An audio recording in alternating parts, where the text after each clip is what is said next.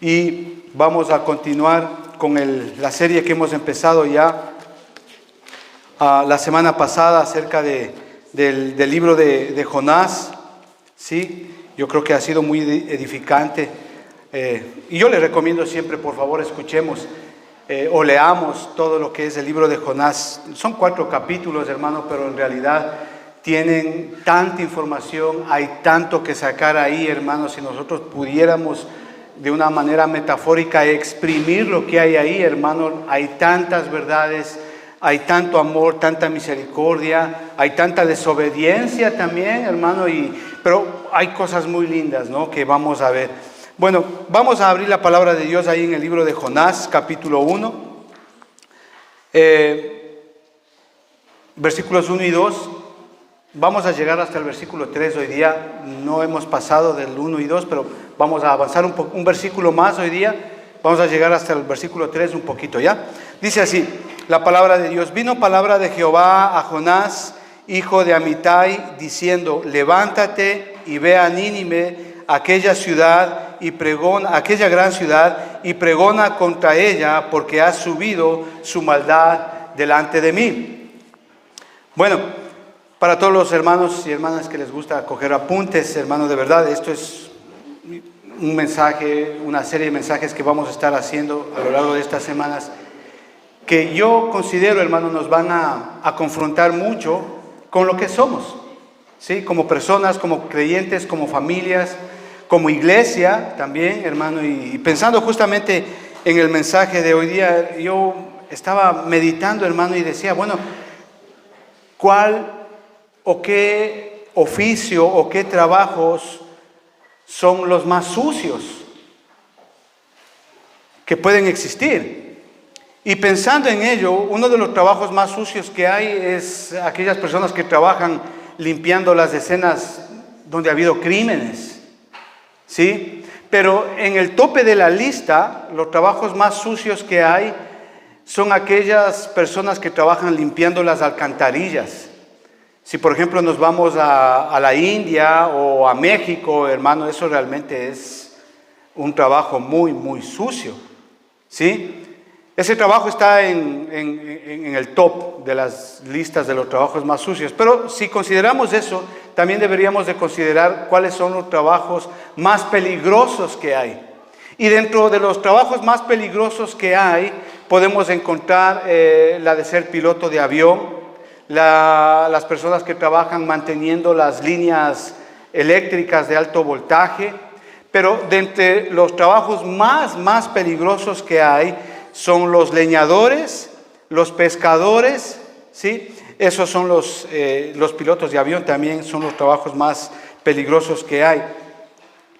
Debemos de tomar en cuenta esto, hermano, porque si nosotros pudiéramos irnos atrás al Antiguo Testamento, ¿sí?, el trabajo más peligroso que había en el Antiguo Testamento justamente era el de ser profeta. De hecho, hermanos, se llegó a ofrecer una recompensa por la cabeza de Elías, los que han leído el libro de Elías. Podemos ver que, por ejemplo, el profeta Daniel, él fue metido a donde los leones. Jeremías fue encarcelado, golpeado, torturado y luego mandado a un foso lleno de barro, lleno de lodo, hasta la cintura, dice la palabra de Dios ahí. Nehemías fue amenazado de muerte. Es decir, no había cosa más difícil en el Antiguo Testamento que obedecer la voluntad de Dios. Eso en el mejor de los casos, en el mejor de los casos hablando acerca de los profetas que eran realmente profetas y que se cumplía lo que ellos decían, porque obviamente usted sabe, había los profetas que no eran profetas y obviamente morían apedreados, ¿no?, según la ley. Entonces, les digo esto, hermano, porque Jonás, hablando del libro que estamos estudiando en este tiempo, en esta serie, Jonás sirvió fielmente a Jehová por décadas. Es decir, Jonás fue un hombre dedicado a servir justamente al rey Jeroboam II ahí en el reino del norte en Israel. Eso me parece que vimos la semana pasada. Es decir, era un profeta con credibilidad. Los eruditos dicen que posiblemente fue ya de mayor edad cuando él justamente recibió esta comisión por parte de nuestro Señor. Sin embargo, de esto, hermano, podemos ver que el profeta, hermano, cuando escucha lo que dice ahí en el versículo 2, levántate y ve a Nínive, vemos que Jonás hace exactamente lo contrario. Capítulo 1, versículo 3 dice, y Jonás se levantó para huir de la presencia de Jehová. Impresionante. ¿Qué es lo que vamos a ver hoy? El llamado de Jonás. Si usted quiere ponerle un título al mensaje de hoy, se llama el llamado de Jonás. Entonces dice ahí, vino palabra de Jehová, versículo 1, a Jonás, hijo de Amitai, diciendo, levántate y ve a Nínive, a aquella gran ciudad, y pregona contra ella, porque ha subido su maldad delante de mí. ¿Qué es lo que está diciéndole el Señor a Jonás? Lo que le está diciendo es muy sencillo, que la maldad de la ciudad de Nínive es tan grande que ha subido hasta el cielo. Es decir, su hedor, su mal olor ha llegado al cielo. Dios le está diciendo a Jonás, mira, Nínive es una ciudad que desde el punto de vista espiritual es una cloaca, es una alcantarilla y hay que limpiarla inmediatamente, hay que hacer algo. Así que ponte el traje de profeta y ve y pregona contra aquella ciudad. Eso es lo que él está diciendo ahí, pregona contra aquella ciudad. Ese es el mensaje que el Señor le está dando a Jonás.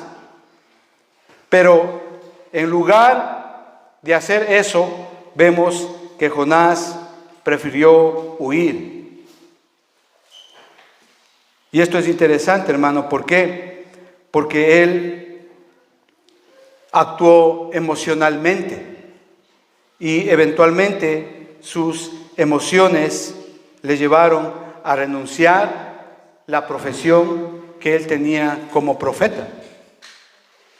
Yo le pido a Dios que el Señor nos hable acá, hermanos, porque a veces, como decía mi hermano acá, Robbie, el hecho de ser creyentes no es fácil. Yo considero la vida de los hermanos creyentes que están viviendo ahorita en Afganistán, por el tema que estamos viviendo ahora. Entonces, realmente la cosa es seria, hermanos.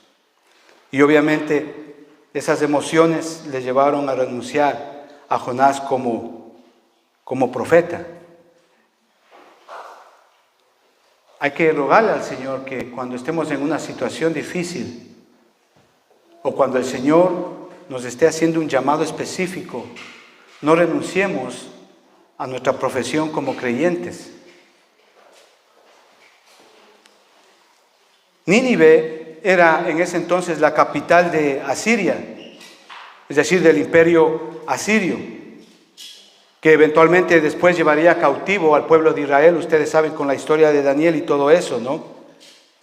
Esta capital estaba situada en lo que hoy es Irak, cerca de la ciudad de Mosul, estaba cerca de ahí, ¿sí? Para que más o menos tengamos una idea general dónde estaba situada, ¿no? Si nosotros leemos todo el libro de Jonás, podemos ver en la historia que Jonás, cuando entra a esta ciudad, él entra literalmente por la puerta principal, Era una puerta impresionante. Les digo esto porque se calcula que las dos columnas que sostenían la puerta principal de la entrada a esta ciudad tenían la altura de 90 metros. O sea, realmente era una ciudad para impresionar, para dar el mensaje a los enemigos de que es un pueblo poderosísimo. Es decir, para dar miedo, en otras palabras, ¿no? Y según la historia vemos que Jonás entró exactamente por esa puerta principal. Ahora, Dios se refiere a esta ciudad, incluso como vemos ahí, era tan grande esta ciudad que Dios se refiere a ella como aquella gran ciudad. Es decir, el concepto de Dios también sobre esta ciudad de Nínive era impresionante y debemos de tomar en cuenta eso, porque Dios mismo se refiere a ella como la ciudad grande, como una gran ciudad. Si queremos conocer un poquito más de esta ciudad de Nínive, acompáñeme al libro de Nahum, capítulo 3, versículos del 1 al 5. Y dice así, Nahum capítulo 3, del versículo 1 al 5, es un libro, dos libritos después de Jonás nada más. Dice, ay de ti, ciudad sanguinaria, toda llena de mentira y de rapiña, sin apartarte del pillaje. Chasquido de látigo y fragor de ruedas, caballo atropellador y carro que salta, jinete enhiesto y resplandor de espada y resplandor de lanza y multitud de muertos y multitud de cadáveres, cadáveres sin fin, y en sus cadáveres tropezarán a causa de la multitud de las fornicaciones de la ramera de hermosa gracia, maestra en hechizos, que seduce a las naciones con sus fornicaciones y a los pueblos con sus hechizos. Esta era la ciudad de Nínive, es decir, era una ciudad donde adoraban a los demonios, donde había mucha inmoralidad, donde esta gente que había ahí eran brutales, sanguinarios, sin piedad alguna y sobre todas las cosas pervertidos. El asunto aquí con respecto a esta ciudad es que ellos se jactaban de eso, Hay un hallazgo que hicieron hace algunos años unos arqueólogos, y ellos encontraron una piedra de esta ciudad en la cual había una inscripción de un rey de Nínive. Y les voy a leer lo que decía literalmente esa inscripción, ese hallazgo arqueológico, refiriéndose a esta ciudad de Nínive. Escribió un rey de esa época, dice, he aquí, dice, la piel de todos los nobles que se rebelaron contra mí. He prendido fuego a niños, he cortado las manos y los pies y las narices de todos mis prisioneros. Cierro la cita. O sea que la gente de Nínive era realmente mala al extremo, sanguinaria al extremo. También ellos acostumbraban a sacar los ojos a sus enemigos. Otra costumbre que ellos tenían era de empalarles a los enemigos, luego rociarles con brea y de ahí quemarles. Costumbre que cogió el emperador Nerón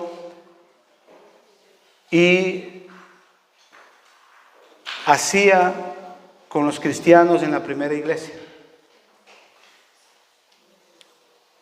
Los cubrían con brea y los quemaban para iluminar las fiestas y las orgías que hacían los romanos en aquella época, hermano. Tremendo, tremendo, hermano. Los ninivitas se enorgullecían de todo esto, se jactaban de lo que eran, de lo que practicaban, se enorgullecían de su reputación. Ahora, con lo que yo voy a decir, no quiero justificar la razón de por qué Jonás, en un momento determinado, en el libro de Jonás le pide a Dios que no tenga misericordia con el pueblo ninivita. Es decir, había razones suficientes como para pedir eso. Eran muy sanguinarios. Sin embargo, este era el llamado de Dios para que Jonás vaya a esa ciudad. Hablaba con mi hermano Jorge la semana pasada justamente de esto y le decía, impresionante si el Señor nos llamara en este momento a ir y predicar la palabra de Dios al centro de la ciudad, ahí en Afganistán, en Kabul.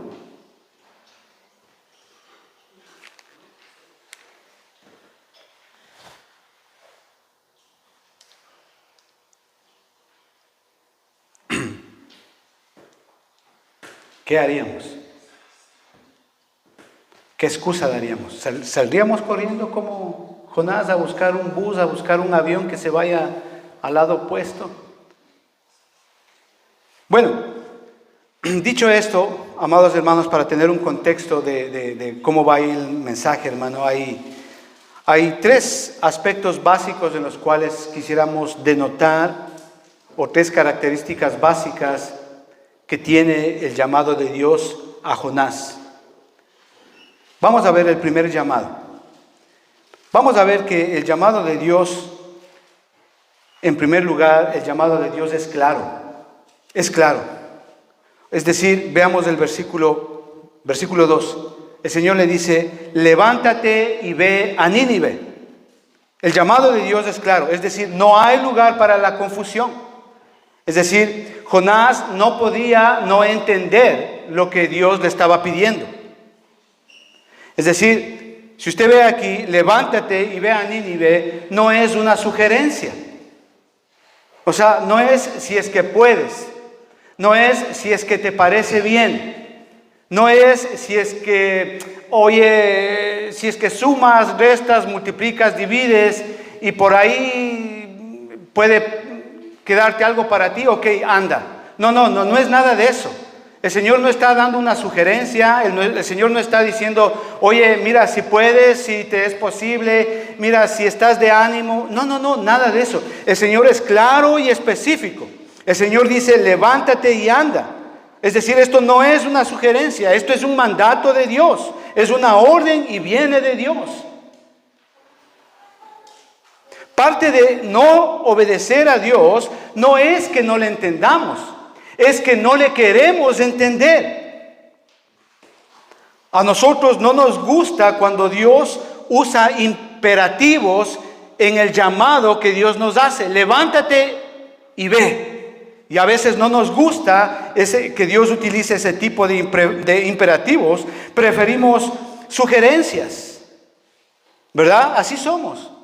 Oye, ¿qué te parece, hermano? ¿Será posible que la próxima semana puedas ayudar acá? Cuando Dios hace un llamado. A veces preferimos eso, preferencias, a veces preferimos ese tipo de cosas, hermano.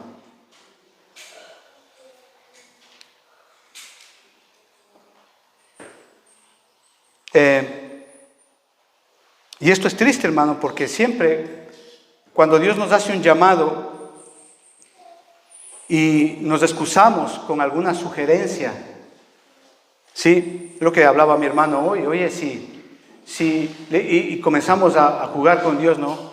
El Señor nos manda a que a que tengamos determinados aspectos de conducta y valores específicos en nuestra vida como creyentes. Pero a veces le queremos manipular a Dios y decimos, oye, si mi esposo cambia, Señor, entonces de ahí voy a la iglesia. Y comenzamos a utilizarle a Dios de ese tipo de cosas, ¿no? O sea, como sugiriéndole a Dios algo para nuestro beneficio, y el asunto no es así. Muchas veces preferimos los votos como en toda democracia. Pero déjeme decir una cosa, que Dios no practica la política, ni pide consideraciones a nadie.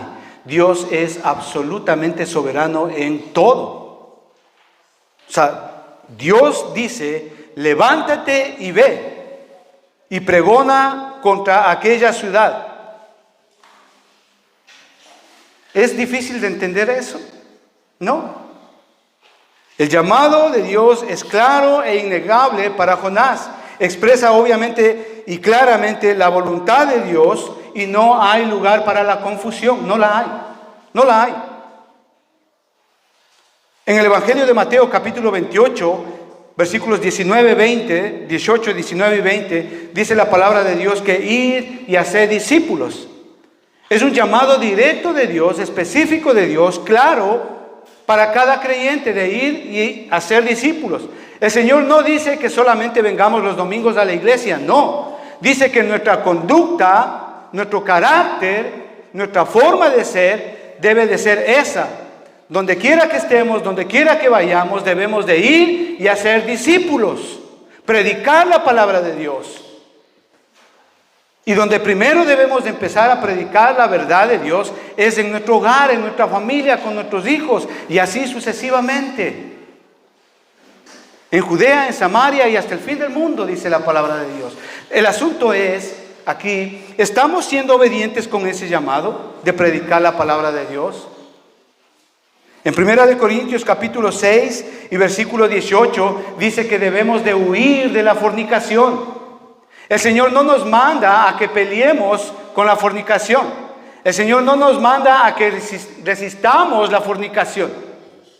El Señor nos manda a que huyamos de la fornicación. Jóvenes, escuchen. Huir de la fornicación. Tener intimidad o sexo antes del matrimonio. Eso es lo que está diciendo. O para los hombres que se creen muy guapos acá. Dice huir de la fornicación. El Señor no está mandando a reprenderle a ese espíritu. El Señor no está mandando a cortar ese espíritu como falsamente hacen esas iglesias de gracia barata. El Señor dice claramente huir de la fornicación. Efesios capítulo 4 versículos 28 al 30. La palabra de Dios dice: el que robaba ya no robe más. Es difícil de entender eso. Ese es el llamado de Dios para cada creyente. Si antes robábamos, pues ahora ya no robamos. Ya está, ese es el punto. ¿Y por qué hay creyentes? ¿Por qué hay personas que se dicen ser cristianas y se roban las cosas de donde trabajan? ¿Por qué? En ese sentido están siendo desobedientes.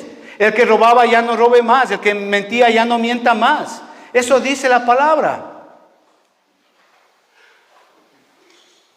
¿Por qué hay personas que se dicen creyentes y mienten a este gobierno?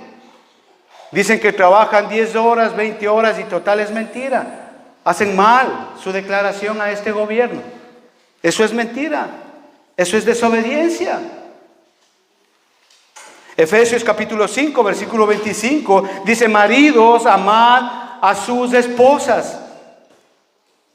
Y el Señor pone una analogía ahí, así como Cristo amó y se entregó y dio su vida por la iglesia. Es decir, el llamado más grande que tenemos nosotros los esposos es de dar literalmente la vida por nuestra esposa. La pregunta es, como esposos, ¿estamos haciendo eso? ¿Les estamos amando a nuestras esposas en esa misma medida y en esa misma intensidad? Esa es la pregunta. Efesios capítulo 5, versículo 22, dice que las esposas deben de sujetarse a sus esposos. ¿Quiere destruir a su esposo? Fáltele al respeto delante de sus hijos. No le tome en cuenta a su esposo en su casa. Usted está destruyéndole a su esposo, amada hermana que está aquí, que es casada.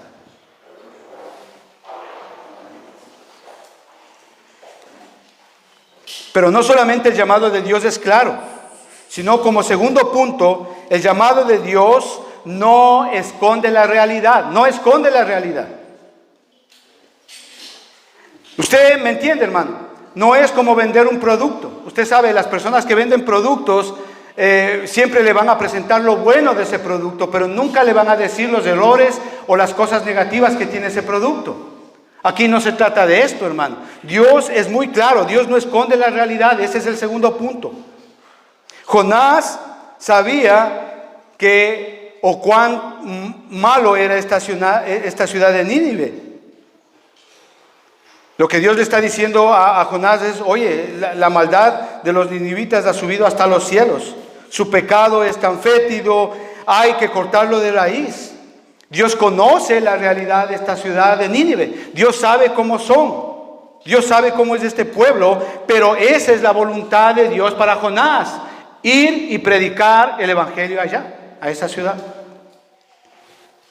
¿Qué quiero decirles con esto?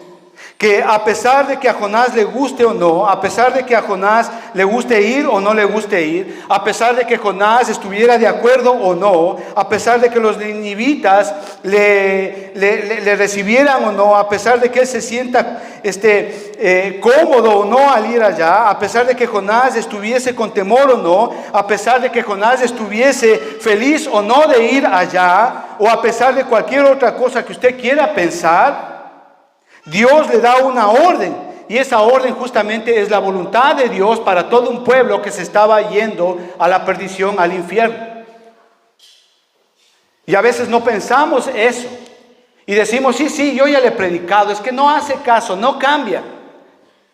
Pensemos, ¿es usted Dios?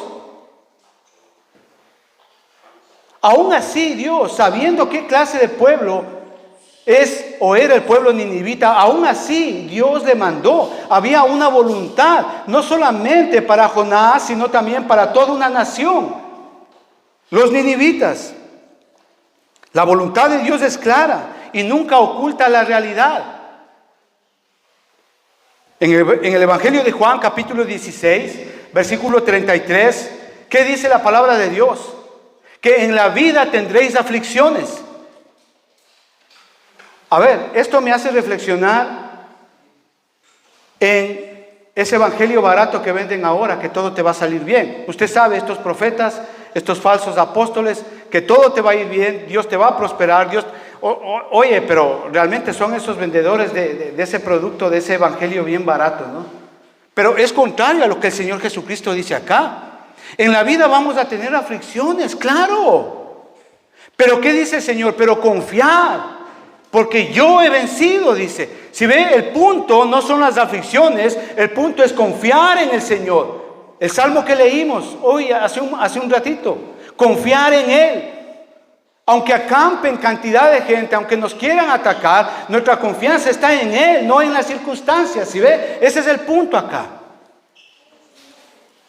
Estaba comiendo con mis hijos en casa, estábamos en la mesa todos sentados.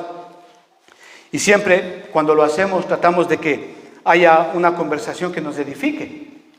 Entonces yo alcé la mano y les dije, tengo una pregunta, les dije a mi esposa y a mis hijos ahí en la mesa. Les digo, tengo una pregunta, les digo,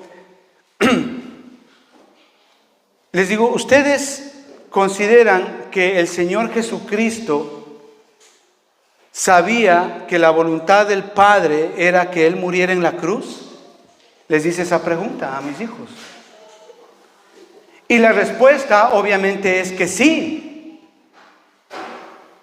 Lucas capítulo 22, versículo 42, dice, el Señor Jesucristo está en el huerto de Getsemaní, Él está arrodillado, está orando al Padre, y Él dice, Señor, no se haga mi voluntad, sino la tuya. ¿Sí ve? Él siempre supo que la voluntad del Padre, Dios fue claro desde el principio.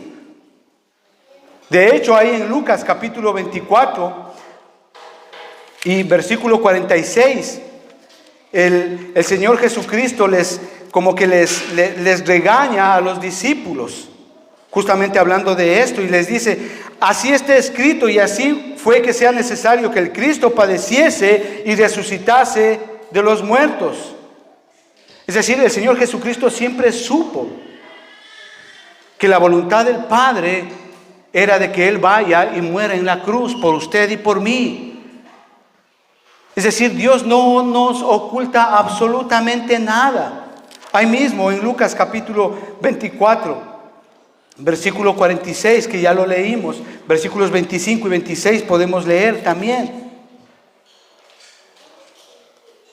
Entonces Jesucristo está hablando ahí. Entonces Jesús les dijo, oh insensatos, les está regañando a los discípulos, oh insensatos y tardos de corazón para creer todo lo que los profetas han dicho. ¿De quién? De Él, de Jesucristo.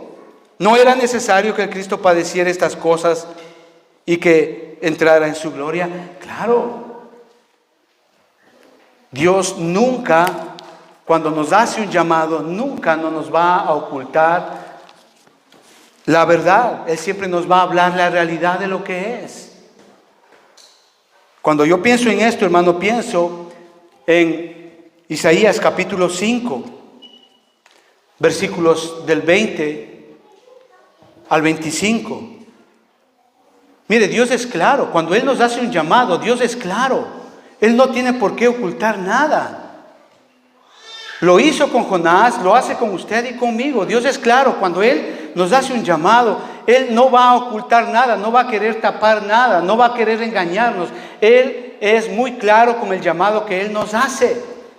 Lo hizo con Jonás y lo va a hacer con nosotros. Mire, Isaías capítulo 5, versículo 20 dice, este es un grupo de ayes. Cuando en la palabra de Dios en el Antiguo Testamento usted lea ay con signo de admiración, significa que el juicio ya está dado, que Dios ya estableció un juicio.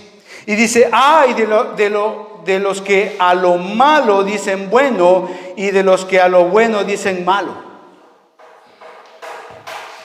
Mire, el llamado de Dios aquí en este aspecto es que Dios ha dado una ley moral y Dios ha establecido lo que es bueno, bueno, y Dios ha establecido lo que es malo, malo. Y si usted como creyente a lo malo dice bueno, hay un juicio que viene. Si usted dice, bueno, no, yo puedo estar con 2, 3 enamorados, acostarme con uno, acostarme con otro, no pasa nada. Hay. Si usted sabiendo la conducta moral que Dios ha establecido aquí, usted transgrede espere una consecuencia con respecto a eso. Ay de los que hacen de la luz tinieblas y de las tinieblas luz, que ponen lo amargo por dulce y lo dulce por amargo. Ay de los sabios en sus propios ojos y de los que son prudentes delante de sí mismos. Ay de los que son valientes para beber vino y hombres fuertes para mezclar bebida. Escuche, versículo 23. Los que justifican al impío mediante cohecho y al justo quitan su derecho. Por tanto, como la lengua del fuego consume al rastrojo y la llama devora a la paja, así será su raíz como podredumbre y su flor se desvanecerá como polvo. El Señor es claro para que usted y yo vivamos una vida moral de acuerdo a los estándares que Dios ha establecido en su palabra. El llamado de Dios es para que usted y yo vivamos de acuerdo a la moral que Dios ha establecido en su palabra. En cuanto a la moral, en cuanto a la verdad, en cuanto a la honradez, en cuanto a la justicia. Si usted dice, ay no pasa nada, me cojo los glass cleaners, los toilet cleaners de la compañía, no pasa nada, ellos tienen mucho dinero. Usted está transgrediendo, usted está robando. El Señor es claro, ¿me está entendiendo, hermano? Dios es claro, pero no solamente que Dios es claro, no solamente que Dios no esconde la realidad, sino también como tercer punto, el llamado que Dios nos da no incluye tranquilidad, prosperidad, abundancia y que todo te va a salir súper bien. No incluye nada de eso. No incluye nada de eso, amados hermanos. Jonás, si usted ve en todo el libro, usted no le escucha decir a Jonás, oye, todo te va a ir bien, no te preocupes, allá en Nínive, yo sé que son asesinos, maltratadores, etcétera, etcétera, brujos, idólatras, pervertidos, lo que sea, pero no te preocupes, todo te va a salir bien. Yo voy a estar contigo, don't worry, you're gonna be fine. Dios no le dice nada de eso a Jonás. No le dice nada de eso a Jonás. Jonás no tuvo la seguridad de que ese pueblo le iba a escuchar o que le iban a dar una bonita recepción. Nada de eso. Recordemos obviamente que esta gente era mala, asesina y pervertida. Jonás tenía que ir a decirles que si no se arrepentían en 40 días y no se convertían al Señor, ese pueblo moriría en manos de Dios. Jonás tenía todos los motivos para pensar que como mínimo moriría. Sin embargo, no hay lugar aquí para los malos entendidos ni para nada de esas cosas. Su llamado es claro, a hacer algo que desde el punto de vista humano y emocional es imposible. Dicho esto, quiero decirles esto, amados hermanos. Todos tenemos miedos. Todos tenemos miedos. Y todos podemos presentarle a Dios una lista de excusas en las cuales nosotros podemos decirle a Dios de por qué no va a funcionar el llamado que Dios nos hace.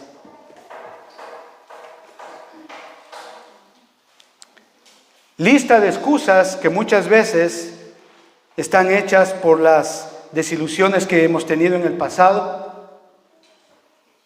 por la falta de garantías, o porque se trata de algo que usted no esperaba o que usted no quería hacer o no quiere hacer.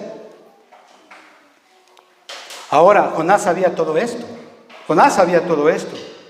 En su mente lo único que supo hacer es sencillamente huir, comprar un boleto a Tarsis y venir hasta acá abajo, hasta España. Capítulo 1, versículo 3, dice ahí, y Jonás se levantó para huir. Lo único que él quiso es alejarse de Dios. Ahora aquí el punto es más crítico todavía para Jonás. ¿Por qué? Porque Jonás conoce a Dios. Él le había estado sirviendo a Dios ya algunas décadas. De hecho, hay algunos teólogos, estudiosos de la palabra, que dicen que justamente el llamado que recibe aquí para ir a Nínive lo hizo cuando él ya era anciano, de edad. Pero lo único que él hace es huir. Y obviamente la traducción que él dice ahí, y Jonás se levantó para huir de la presencia de Jehová, la traducción en el original da a entender que él está dejando su oficio de profeta. Porque él es un hombre de Dios, él le conoce a Dios, él había estado con Dios muchas décadas sirviéndole a Dios. Él sabía que no puede escapar de Dios, pero él sí decide dejar su profesión de profeta. Eso es lo que dice ahí, eso es lo que da a entender en el original cuando dice huir de la presencia de Dios, es decir, dejar de ser profeta. Lo que Jonás le está diciendo a Dios es: oye, Señor, ya está, no pasa nada, ya no quiero ser más cristiano. Ya no quiero ser más creyente. Dejo mi profesión de profeta. Ya no quiero servirte más como profeta. Eso es lo que le está diciendo al Señor ahí. Bueno, Jonás tiene la excusa de ir a un pueblo realmente terrible. Pero yo he visto a personas, a hermanos, a gente que se dice cristiana, dejar la iglesia, dejar al Señor por menos cosas que eso. Porque la hermana le hizo una mueca. Dejan su profesión como creyentes, porque el pastor no me hace caso, y ya no vuelven. ¿Qué nos enseña todos estos 3 puntos que estamos viendo acá? ¿Qué nos enseña el Señor acá en su palabra? Punto A, que cuando corremos en desobediencia, estamos corriendo en la dirección equivocada. Yo me imagino a Jonás cuando él recibe este llamado de Dios y él en su corazón decide ir a Nínive. Yo me imagino a él en su casa haciendo una maleta al apuro, ¿verdad? Asando el colchón y sacando todo el dinero que él tenía, lo más que él podía. No había bancos en esa época, ¿sí? Ir al puerto, ¿verdad? E ir preguntando ahí: ¿a qué barco va usted? ¿A qué barco va usted? ¿A qué parte va usted? ¿A qué parte va usted? Y cuando ahí por ahí le sale un capitán y le dice: oye, voy a Nínive. Ok, ¿cuánto vale el boleto? Voy yo. Ahí en el libro de Lucas, capítulo 11, versículo 23, dice: el que no es conmigo, contra mí es. Eso dice ahí. Mire, el no estar, el desobedecer a Dios es ponerse en contra de Dios. Ahí en Juan capítulo 15, versículo 5, la parte última de este versículo, dice la palabra que lejos de Él no podemos hacer nada. Lejos de Él no podemos hacer absolutamente nada. ¿Entiende, mi hermano? El asunto no es huir. El asunto es que huir, desobedecer de Dios, es ponerse en contra de Él. 1 y 2, no puede hacer usted absolutamente nada.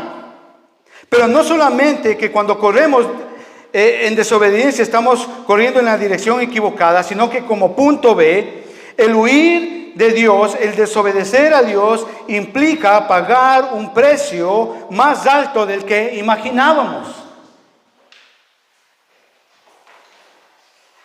Cuando nos alejamos de Dios, hermano, esto sucede. Mire, no existe un lugar donde verdaderamente podamos disfrutar de la vida cuando usted como creyente vive en desobediencia, vive en pecado. De verdad, nunca va a ser completamente feliz. ¿Por qué? Porque la felicidad la encontramos en Cristo Jesús. No en lo que usted pueda tener, no en su capacidad, no en nada de eso. Es en Jesucristo. El pecado, hermano, le llevará a usted más lejos de lo que usted puede ir. Le mantendrá más tiempo de lo que usted pueda quedar. Y sobre todas las cosas, le costará más de lo que jamás usted haya pensado pagar. Hay consecuencias gravísimas por desobedecer a Dios.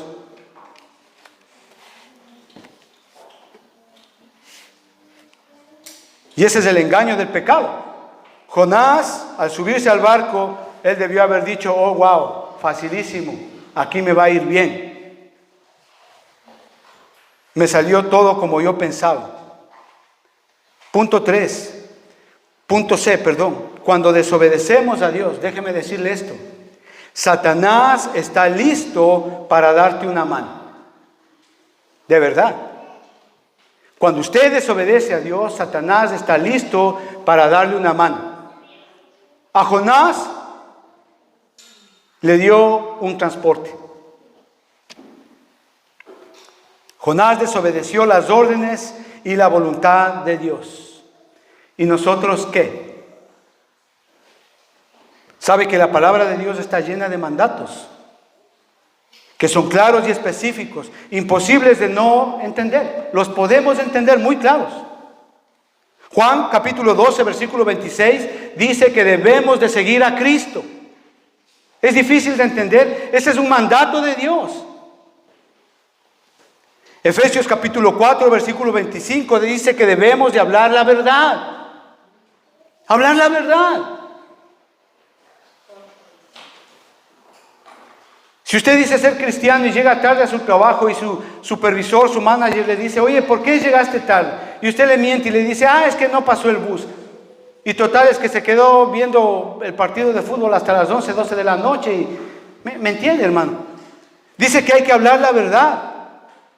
Efesios capítulo 4, versículo 24 dice que debemos de vestirnos del nuevo hombre. Claro que sí. Esa nueva vestidura, esa nueva conducta, esa nueva moralidad, esa nueva verdad, esa nueva honradez que el Señor nos da a través de su palabra, esa nueva limpieza. La palabra de Dios es perfecta, es pura, sus preceptos son perfectos, dice, cambian el alma. Debemos de vestirnos día a día con esa nueva vestidura, con ese nuevo hombre que es hecho a la imagen de Jesucristo. Romanos capítulo 8, versículos 28, 29 y 30. Ese es el llamado de Dios más grande que Dios ha hecho a un creyente: ser hechos a la imagen de Jesucristo. Y eso es un asunto de todos los días, no solamente un asunto dominical. Segunda de Corintios capítulo 9, versículo 7 dice que debemos de dar a Dios conforme Él nos ha prosperado. Ok, usted tiene problemas con los diezmos, con las ofrendas, ok. Los diezmos eran del Antiguo Testamento, ok, ya. Pero el Señor dice, hablando por medio de Pablo, dice: ok, en la medida en que yo te he prosperado, en esa misma medida debe de ser tu ofrenda. ¿Es difícil de entender eso? No. ¿Y sabe qué? Dios no es miserable para prosperarnos. Segunda de Timoteo capítulo 2, versículo 15 dice que debemos de estudiar la palabra. No solamente la leamos, debemos de estudiar la palabra.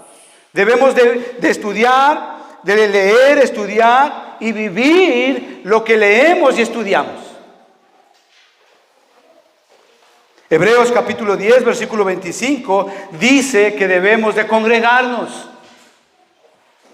Es un deber, es un mandato venir acá los domingos. El Señor ha establecido que sean los domingos.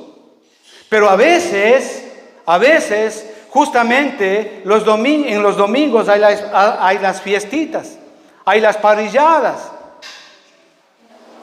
Entonces, desobedecer a Dios por una parrillada, por una fiesta, por un cumpleaños, es justamente desobediencia. El Señor nos manda a congregarnos los días domingos. El Señor lo estableció así, el primer día de la semana. Entonces pidámosle a Dios que el Señor nos bendiga en eso. Jonás obviamente desobedeció a Dios. Él pensó que se salió con la suya. La pregunta es aquí: ¿qué estamos haciendo usted y yo con los mandatos, con el llamado que Dios nos ha dado? ¿Qué estamos haciendo? ¿Sabe que Jonás,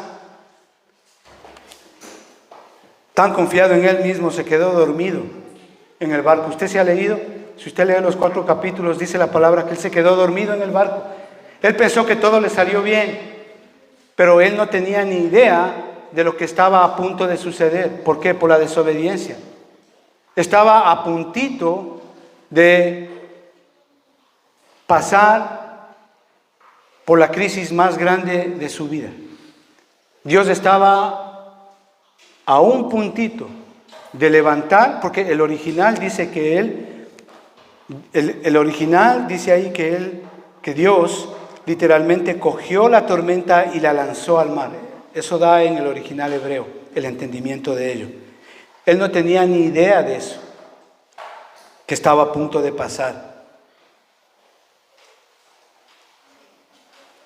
Se quedó dormido. ¿Qué quiero decirles con esto, hermanos, ya para terminar? Entendamos una cosa, amados hermanos, que nuestra vida no nos pertenece. Le pertenece a Dios. Dios es nuestro amo. Dios es nuestro soberano. Él es dueño de nuestro destino. Le pertenecemos a Él.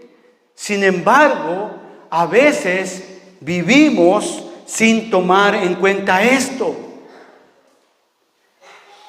Y hacemos con nuestro cuerpo lo que queremos. Y vivimos como queremos.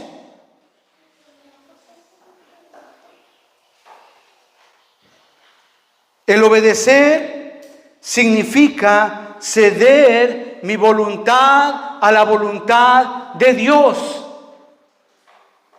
El obedecer significa cambiar mis deseos por el deseo de Dios. El obedecer significa dejar de ser mi propio amo, arrodillarme, postrarme ante la majestad de mi Señor Jesucristo y ser un doulos para Él, un servidor para Él, un esclavo para Él. Padre, te damos gracias en el nombre de Jesucristo por este día. Señor, oramos, Señor, por el perdón de nuestros pecados y sobre todo, Señor, por la desobediencia que hay en nuestros corazones. Señor, tu palabra dice en Jeremías 17:9, dice que engañoso y perverso es nuestro corazón. ¿Quién lo conocerá? Solamente tú lo conoces, Dios. Oramos, Señor, para que, Señor, mediante tu palabra, mediante tu Espíritu Santo, Señor, tú nos capacites para ser aptos y obedecer tu palabra y poder hacer caso al llamado que tú tienes para nuestras vidas. Señor, te agradecemos y oramos para que este mensaje, Señor, pueda ayudar a muchas familias, a mucha gente, Señor. Padre, te agradecemos en el nombre de Jesucristo. Amén y amén. Hermanos, que Dios les bendiga. Muchas gracias.